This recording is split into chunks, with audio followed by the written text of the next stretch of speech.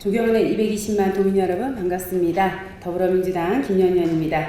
자, 벌써 연 이틀째 두정 질문에 임하시는 우리 양승조 도지사님과 또 김치철 교육감님을 비롯한 공직자 여러분들께 감사와 존경의 말씀을 드립니다.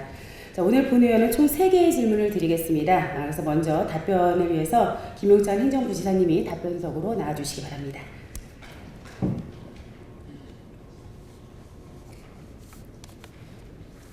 첫 번째 질문은요, 우리 사회복지법인의 등록 면허세 징수에 대한 질문을 좀 드리겠습니다. 자료 화면을 좀 볼까요? 네, 지금 제가 3가지의 법령을 좀 적시를 했습니다. 첫 번째, 사회복지법인이 공익법인 설립 운영에 관한 법률에 따르면 제11조 2항에 따라서 기본재산의 목적과 평가액을 정관에 적어야 하고 평가액의 변동이 있을 때는 지체 없이 정관 변경 절차를 밟아야 한다, 이렇게 되어 있습니다. 또한 민법에 따르면 제52조에 따라서 주무관청의 정관 변경 승인 후에 3주 이내에 변경 등기를 해야 되고, 지방세법 제28조 제1항 6호 다목에 따라서 등록 면허세를 다음과 같은 내용에 따라서 납부를 해야 합니다. 자, 이 내용은 사회복지법인이 자산 변동이 있을 때 추진하는 절차죠. 예. 자, 그런데 일부 우리 사회복지법인의 경우에는 이러한 자산 변동의 사항들을 제대로 몰라서 기재를 하지 않은 경우가 많습니다. 그러다 보니까 어떻게 보면 의도치 않은 탈세 이런 부분들이 되어버렸다는 거죠. 그래서 예를 들면 한 아동복지법인이 있는데 1957년에 법인이 설립됐습니다. 당시에 자산 총액이 151만 3,237원이었는데 63년이 지난 지금까지도 한 번도 변동 신고를 하지 않았어요. 이렇게 오랜 동안 변동 신고를 하지 않았어도 무관한 것인지 우리 부지사님 어떻게 생각하세요? 예, 먼저 우리 김현 의원님들 우리 도정에 대해서 꼼꼼하게 세심하게 살펴주시고 또 대안까지 늘 제시해 준 점에서 이 자리를 빌어서 존경과 감사의 인사를 드린다는 말씀을 드리면서 답변을 하겠습니다. 지금 말씀하신 대로 아까 법에 나와 있는 규정대로 보면은 당연히 재산 변경이 있을 경우에는 변경 신고를 하고 등기를 하도록 그렇게 되어 있습니다. 그런데 아마 그렇지 못한 부분이 좀 있었던 것 같습니다. 네. 이 사회복지법인의 변동 자산은 건물과 대지 등을 좀 하는 게 이제 자산 총액이잖아요. 그래서 기본적인 공시지가나 감가상각비 정도를 다 고려를 해도 증가분이 약 150억 정도는 될 거예요. 57년도 당시에 150만 원이니까요. 자, 이에 대해서 등록면허세를 아까 지방세법과 관련해서 맞춰본다라고 하면 출자 금액의 증가 및 출자 총액 또는 자산 총액의 증가는 증가한 금액의 1000분의 1을 내게 되어 있습니다. 그렇다면 약 1,500만 원 정도가 되거든요. 근데 이렇게 법인 관리가 소홀하거나 해당 법인의 인식 부족으로 인해서 어쨌든 면허세를 그동안 징수를 안 했는데 이거를 지금이라도 만약에 징수를 한다라고 하면 우리가 사회복지 법인 자체가 이제 비영리 법인이기 때문에 쉽지 않은 일일 것 같습니다. 어떻습니까? 말씀하신 대로 좀 그럴 것 같습니다. 한꺼번에 예컨대 지금 1,500만 원을 내야 된다면 네. 아무래도 법인 입장에서는 부담이 좀 될 것으로 생각이 됩니다. 또한 이게 이제 민법 아까 52조에 따른다라고 하면 3주 이내에 변동에 대한 등기 처리를 해야 되는데 안 했기 때문에 본세 외에도 과태료가 붙을 수 있는 가능성이 또 있어요. 그렇죠? 자, 그래서 이에 대해서 본의원은 이러한 이제 다 정산이 되고 정리가 좀 되고 난 다음에 납세자의 능력에 따라서도 분할 납부가 좀 가능한지 또는 일부 정도는 감면이 가능한지 이런 부분들을 좀 검토해 주셨으면 하고요. 가능하시다라고 하면 좀 관련해서 좀 지원해야 된다라고 좀 생각하는데 부지사님 생각은 어떠십니까? 예, 그 부분에 대해서는 동의를 좀 하고요. 먼저 저희 도내 사회복지법인이 232개가 있더라고요, 보니까. 그래서 지금 말씀하신 대로 그동안에 아마 잘 관리를 해온 그런 법인이 있을 테고요. 그렇지 못한 법인이 있을 것으로 예상이 됩니다. 말씀을 주셨으니까 차제에 전 사회복지법인을 좀 총괄 점검을 좀 하겠습니다. 해서 지금 시정해야 될 부분은 시정을 하도록 그렇게 조치를 하겠습니다. 그리고 지금 재산 등록세를 이제 등록법인세를 이제 분할 납부를 한다든지 좀 면세를 한다든지 하는 그런 것들은 법에 명확한 규정이 좀 있어야 되는데 지금 제가 알고 있기로는 명확한 규정이 없는 것으로 그렇게 알고 있습니다. 그래서 그렇지만 그런 뭐 어쨌든 낸다는 전제하에 분할납부도 어쨌든 내는 거니까요. 그래서 적극적으로 한번 검토를 해보겠습니다. 필요하다면 근데 조례를 만들 필요가 있을 수도 있거든요. 그에 관해서 필요하다면 의원님과 상의를 해서 관련 조례를 만들든지 하는 조치를 좀 취하도록 하겠습니다. 네, 감사합니다. 이번 계기로해서 사회복지법인에 대한 관리에 만전을 기해달라는 말씀 드리겠습니다. 자, 두 번째 질문입니다. 균형발전 지방분권 충남 본부를 좀 구성했으면 좋겠다라는 제안을 드리고자 합니다. 지난달 26일에 국가균형발전과 지방분권 또 상생발전을 위한 충청권 공동대책위원회가 기자회견을 했습니다. 그래서 국회와 정부에 다음과 같은 사항을 촉구를 했는데요. 첫째가 그 균형발전 지방분권 국민 주권을 확대 강화할 수 있는 관련법을 제정해달라. 재개정할 것. 그리고 두 번째는 대통령의 자민 기구인 국가균형발전위원회하고 자치분권위원회를 통합해서 기획과 예산, 집행, 법률 제정권들을 보유한 강력한 어떤 추진 체계를 구성해달라. 그리고 세 번째는 2단계의 공공기관 지방 이전들을 좀 신속히 추진하고 충남도와 대전에 혁신도시를 지정해달라 이런 요구였고요.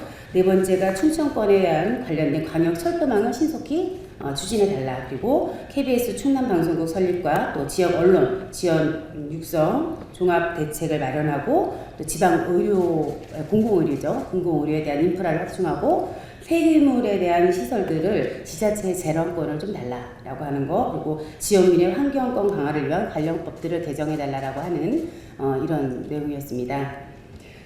지금 이런 문제 제기를 문제를 촉구를 했었던 단체, 즉 충청권 공동대책위원회 잘 알고 계십니까?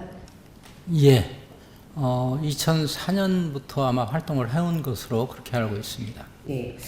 이 단체는 이제 주로 그동안 수도권으로 밀집되어져 있었던 우리의 문제들을 극복하기 위해서 충청권의 4개 시민단체들이 모여서 결성을 한 거예요.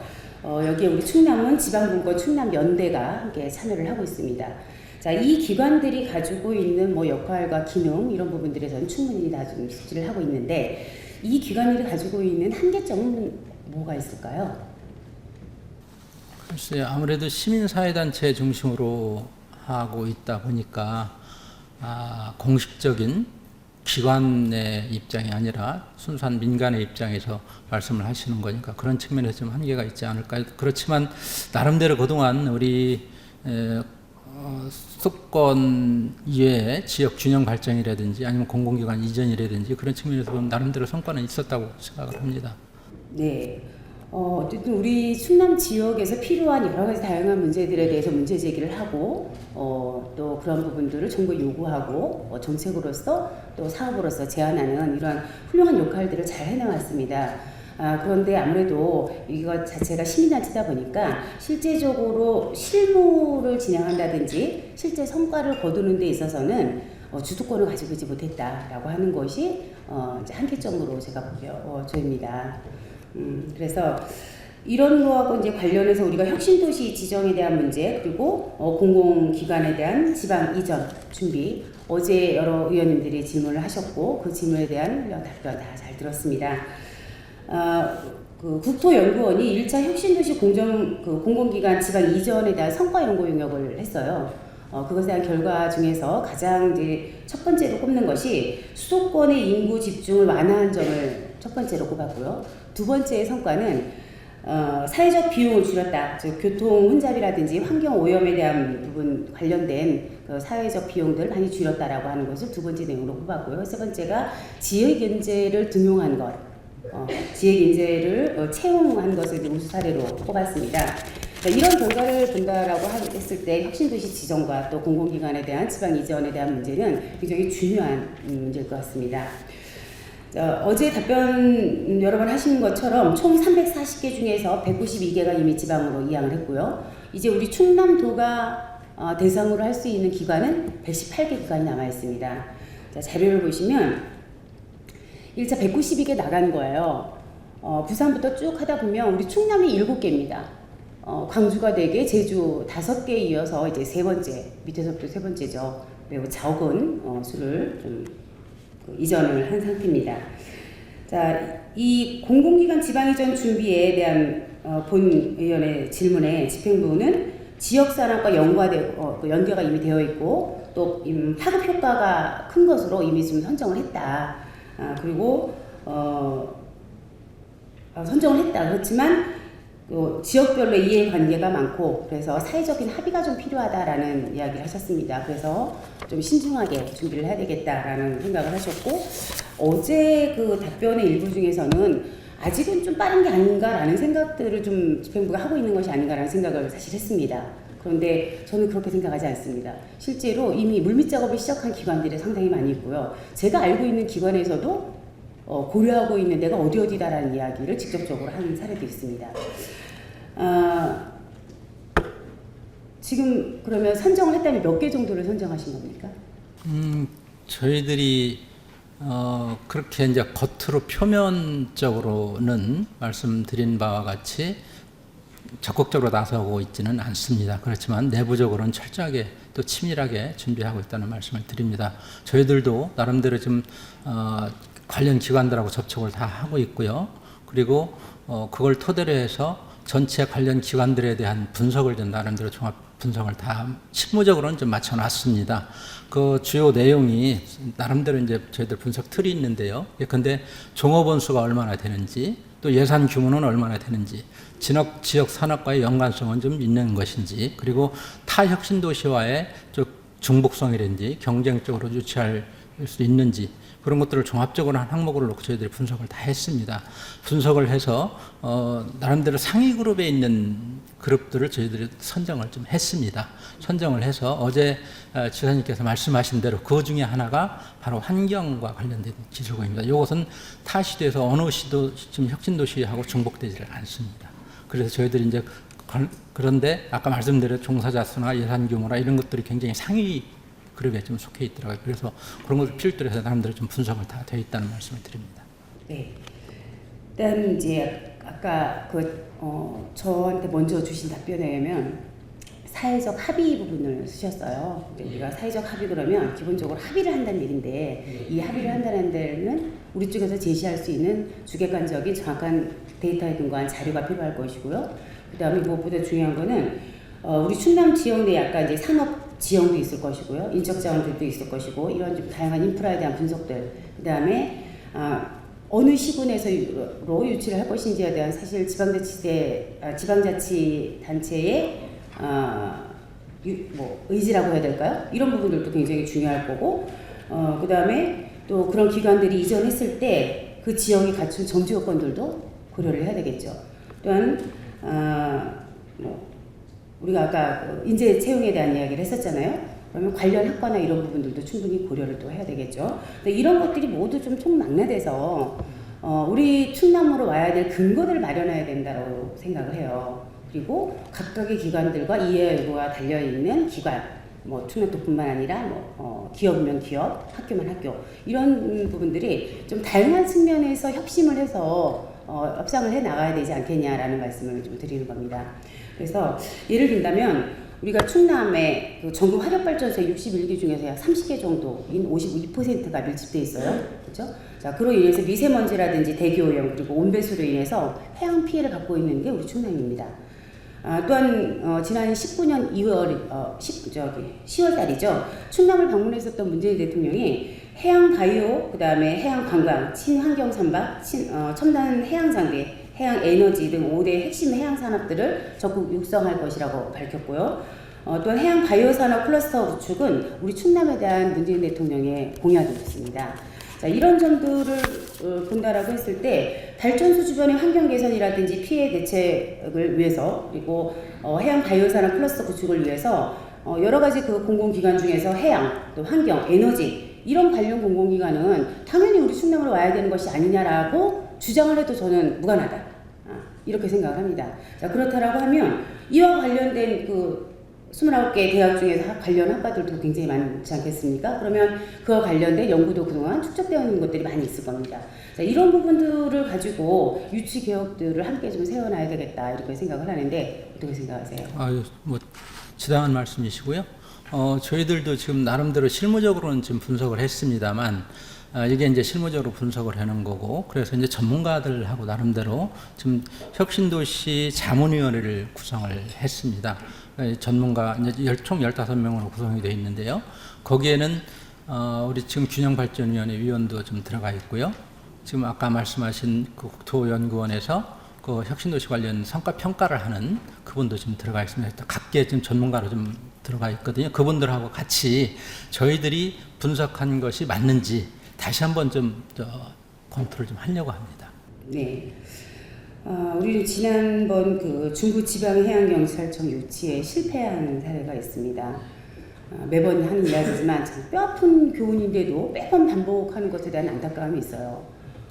전국에서 유치를 희망하는 곳이 있는데 우리 충남에서만 해도 자치단체가 5개나 하겠다고 유치 같은 경쟁을 했습니다. 이러다 보면 우리 충남도의 입장은 5개 시군 중에서 어디를 집중해서 지원을 해야 될 수 있겠어요. 할 수가 없는 상황인 겁니다. 그래서 사전에 사실은 좀 조율을 거쳐가지고 충남도랑 함께 했으면 어땠을까라는 생각들을 하게 돼요. 그래서 좀 제안을 드리고자 합니다. 행정부사님 주관 하에 15개 시군의 부단체장님, 그리고 기업의 대표, 그리고 각 학교의 대학의 총장과 산학협력단 대표들, 그리고 시민단체들이 총망라된 거버넌스로서 이 균형발전자치분권 충남본부를 구성했으면 좋겠다라고 하는 제안을 드립니다. 그래서 좀 전에 그 국토부 내지는 우리 균형발전이 등등 해서 전문가들로 구성된 협의체를 좀 만들고 있다라고 하셨는데요. 관련해서 조금 더 폭들을 좀 체계적으로 그러니까 내용들을 구상하는 팀과 그 다음에 실무를 담당할 수 있는 팀, 그 다음에 각각의 서포트 해줄 수 있는 단위들 이런 부분들을 좀 체계적으로 구성할 수 있도록 했으면 좋겠다라는 제안을 드리는데 어떠신가요? 예, 검토를 좀 하겠습니다. 사실은 혁신도시가 지정이 되면은 저희들이 이제 최대한 빠른 시일 내에 신청을 할 텐데요. 7월 8일자로 신청을 하려고 준비를 하고 있습니다만 지정이 되면은 그 혁신도시 법에서 혁신도시 발전위원회라는 것을 구성하도록 이렇게 되어 있어요. 거기에서는 이제 혁신도시를 어떻게 효율적으로 관리할 것이냐, 또 지역 발전과 혁신 여건을 어떻게 조성할 것이냐, 다양한 것을 좀 연구하고 또 제안하도록 하는 그런 혁신도시 발전위원회가 20명으로 구성되도록 법에 규정되어 있는 것이기 때문에 그건 당연히 구성을 해야 되고요. 지금 말씀하신 부분은 그 이외에 다른 부분, 다른 차원에서 좀 구성을 좀 해보자는 그런 뜻으로 제가 그렇게 받겠습니다. 그래서 지금 사실은 충남 혁신도시 유치 범도민 추진위원회가 지금 구성이 되어 있는 것은 있습니다. 322명으로 구성이 되어 있고 충남도의 전 사회단체가 다 망라해서 다 들어와 있기는 한데 거기 아까 말씀하신 대로 그 자치단체 부단체장이라든지 아니면 뭐 대학 기업인 대표라든지 협력 단장이라든지 이런 부분이 빠져 있는 부분들이 좀 있습니다. 그래서 이것을 어떻게 하는 것이 더 효율적이에 대해서 좀 심도 있게 검토를 좀 하겠습니다. 네. 그래서 뭐 중요한 거는 혁신도시를 지정해야 된다 내지는 공공기관을 우리 기관으로 이전해야 된다라고 하는 주장이 중요한 것이 아니라요. 성공시켜야 되는 거잖아요. 맞습니다. 그래서 300명이나 500명의 명수가 중요한 게 아닙니다. 어떤 단위가 어떻게 움직이느냐가 가장 실효성을 거둘 수 있는지를 적극 검토해달라는 이야기를 드리겠습니다. 예, 그렇게 하겠습니다. 예, 알겠습니다. 자, 예, 답변 감사합니다. 자리로 들어가 주시기 바랍니다. 고맙습니다. 자, 다음은 세 번째 포스트 코로나 시대에 우리 충남도 여성 일자리에 대한 그 대책들을 위해서 우리 김석필 경제실장님 답변석으로 나와주시기 바랍니다. 네, 우리, 예, 경제실장 김석필입니다. 네, 실장님 전에 여성정책관으로 근무하신 적 있으시죠? 예. 예, 그래서 그 누구보다도 우리 여성 문제에 대해서는 적극적일 것이라고 하는 제 판단하에 네, 실장님께 답변을 듣도록 하겠습니다. 자, 코로나19와 같은 재난이나 보건위기가 직접 여성들의 삶에 또 이 사회에 있어서 성평등에 관련해서 많은 부분도 영향을 끼친다라고 하는 이런 보고서들이 나와 있는데요. 관련 보고서들을 좀 보신 적 있으십니까? 보고서까지는 보지는 못했고요. 그 신문에서 칼럼을 본 적은 있습니다. 네. 직장 여성들의 일가정 그 이중가업이라든지 또 전업주부들의 독박육아, 이건 이제 어제 오늘의 일은 사실 아닙니다.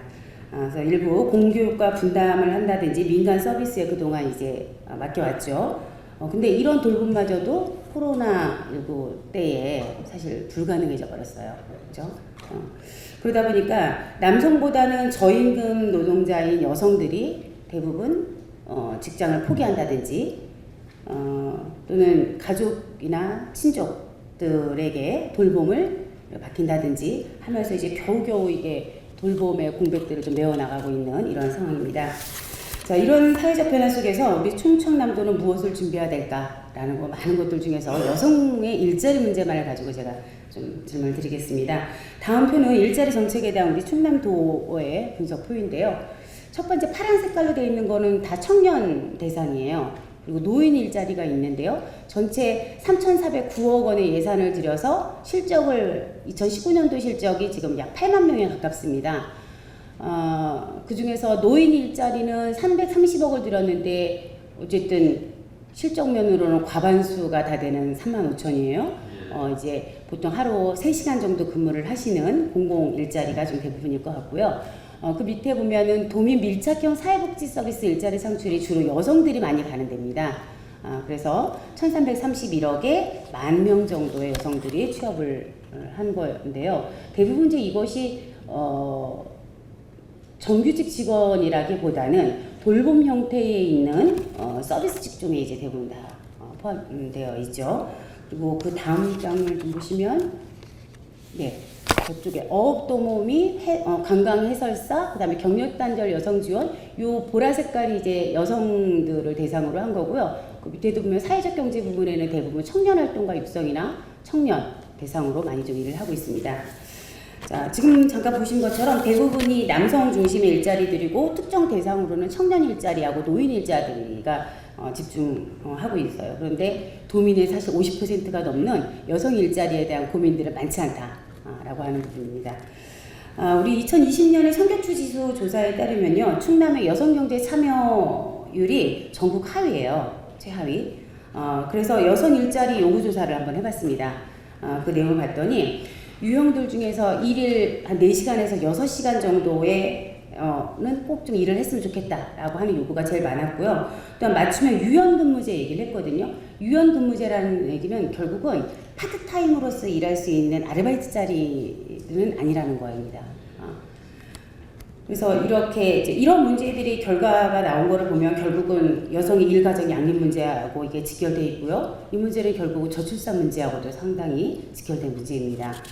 자, 비취업, 우리 이제 다음 표를 한번 보실까요? 비취업 여성들이 취창업을 위해서 희망하는 정부 정책들이 다음 4가지예요. 여기도 유연근무제하고 육아휴직, 그리고 양질의 시간제 일자리, 그 다음에 정부 지원의 일자리, 그 다음에 여성 능력을 개발할 수 있는 직업훈련 얘기를 하고 있습니다. 다음 장을 보시면 이미 취업한 여성들이 이 경력을 유지하기 위해서 희망하는 정책이에요. 자, 보육 얘기 나오고 있어요. 또 유연근무제 얘기 이거 2개 다 아이들의 양육과 관련되어 있거든요.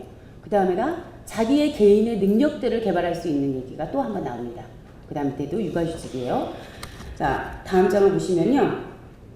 충남의 미취업 여성이 그럼 하고 싶은 일, 어떤 일자리 사업들을 좀 하고 싶을까 했을 때 지역에 맞춤형 일자리 창출이 있고 창업 지원을 좀 받았으면 좋겠다라고 얘기를 합니다. 결국은 뭐가 되냐면 물리적으로는 자기 생활권에 좀 있어서 창업을 하고 싶은 마음이 굉장히 많다라는 거예요. 그래서 또 관련된 내용들을 서비스 업종들을 살펴보니까 사회복지, 아까 우리가 그 일자리 부분에서 여성들이 가장 많이 있는 부분들이 사회복지 분야였었거든요. 돌봄과 관련된. 자, 그런데 2위, 3위, 4위가 보세요. 과학기술, 전문사업, 그 다음에 정보 서비스예요. 4가지 정도 중에서도 기존에 우리가 보았었던 여성 일자리라고 하는 것에 폭이 얼마만큼 달라져야 되는지를 단적으로 보여주는 예입니다. 자, 그래서 이런 내용들을 다 총괄한다라고 하면 첫 번째는 일생활 규정이 가능한 일자리여야 되고요. 돌봄 외에도 다양한 영역들이 요구받고 있고 하루에 약 5시간에서 5시간 30분 정도 하는 일자리, 좋은 일자리.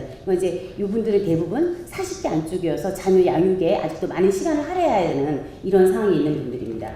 그리고 생활 환경에 있는 일자리였으면 좋겠다라고 하는 겁니다. 자, 얼마 전에 우리 충남도에 그것보다 자 지금 이제 요렇게 요구사항이라고 했는데요. 아까 우리 충남도의 현재 일자리 상황들 봤잖아요. 예. 거기에서 이런 요구사항들을 가지고 우리가 갈 수 있는 일자리가 좀 있을까요? 글쎄요, 아까 저희 도는 전국적으로 제조업이 이제 한 29% 되는데 저희 도가 한 55% 제조업 일자리가 좀 많습니다. 그래서 물론 이제 여성들이 이제 사회복지라든지 어떤 그런 부분에 많이 하고 있는데 아마 그런 부분들은 지금 비율적으로는 작은데 좀 더 좀 찾아보고 늘려야 되지 않을까 그렇게 생각하고 있습니다. 네. 이 부분에서 이제 중요한 거는요. 우리가 일자리 정책이라는 거 하는 것이 자, 시간대 5시간, 6시간 뭐 중요하다라는 이야기를 얘기하는 것이 아니라 실제적으로 기업이 그러한 환경들을 갖춰야 돼요. 그러면 기업이 그런 환경을 갖출 수 있도록 도에서 지원해 주지 않으면 사기업에서 그런 풍토를 갖기란 쉽지가 않습니다. 그래서 우선되어야 될 것은 다른 일자리 창출 사업들보다도 지금 기존에 있는 기업들이 여성들을 배려한 여성을 동반자로서 생각하는 일자리들을 어떻게 만들 수 있게끔 할 것인지를 먼저 고민해 주셔야 된다라고 말씀을 드리고 싶습니다. 자, 그래서 이와 관련해서 충남도에 몇 가지 제안들을 좀 정책 제안을 합니다. 먼저 좋은 시간제 일자리를 확대할 것과 도농별 특색 있는 일자리를 좀 만들어 달라라는 말씀을 좀 드리고 싶고요. 특히 이게 이제 좀 세분화시켜서 본다면 중년층하고 고졸 이하의 미취업 여성들은 일자리 정보를 어디서 받아야 될지 잘 몰라요. 그래서 그런 정보들을 공유할 수 있게 해주는 것. 그다음에 청년층과 미혼 여성들은 직접 구직 활동을 하는 데 있어서 어떻게 했으면 도움을 받을 수 있는 건지에 대한 역시 마찬가지로 그런 정책들이 좀 필요하고요. 많은 분들이 창업을 기대를 하고 있습니다. 그래서 창업과 관련된 정보와 그다음에 교육 훈련에 대한 정책 지원들이 필요하고요. 또 한 가지는 중소벤처기업부하고 여성 창업 지원 정책 등이 결합한 충남도의 여성 창업 모델들을 좀 추진할 필요가 있다라고 하는 겁니다. 또한 미취업 상태 여성들의 일자리 기관과 관련해서는 청년층하고 고학력층들이 많이 유입되고 있거든요. 그리고 신중년층들이 이제 생겨나는데 이분들에게 적합한 직종 훈련들을 좀 마련했으면 하고요. 두 번째는 특히 산업도시 번역, 즉 천안, 아산, 당진, 서산 이런 데 같은 경우 20, 30대 여성들이 굉장히 많아요. 그런데 이 청년들하고 고학년 여성들이 선호한 일자리 프로그램들이 많지 않습니다. 그래서 이러한 부분들이 필요하다니까 좀 강화시켜 달라는 이야기를 드리고 싶고요. 그 다음에 시간제 일자리 발굴 등에 대한 정책 자원들을 집중 투입해달라. 좀 전에 말씀드린 내용입니다. 그리고 세 번째는 여성의 유망 업종으로 미래성장 산업 분야에서 맞춤형 현장 사업들을 좀 추진해달라. 그래서 그런 일들을 세일센터인 여성 일자리 기관에서 좀 할 수 있도록 지원해달라는 말씀입니다. 또 전체적으로는 충남 여성경제활동 촉진 계획을 수립하는 데 있어서 그동안 재직 여성의 고용을 유지하는 문제뿐만 아니라 여성들의 사업 부분들이 대부분 경력 단절에 집중해 있었어요. 근데 아까 말씀드린 것처럼 이제는 청년층과 미혼 여성 그리고 1인 가구 여성 등 미취업 여성들을 다 포함한 상태로 해서 좀 정책의 범주를 확대시켜야 되지 않나 라고 하는 겁니다. 그래서 얼마 전에 우리 충남 일자리진흥원이 설립되었잖아요. 네. 지금 제가 말씀드린 내용을 이 진흥원에서 반영이 좀 가능할까요? 예, 당연합니다. 6월 9일 날 지난 일자리 진흥원이 이제 설립이 됐고요.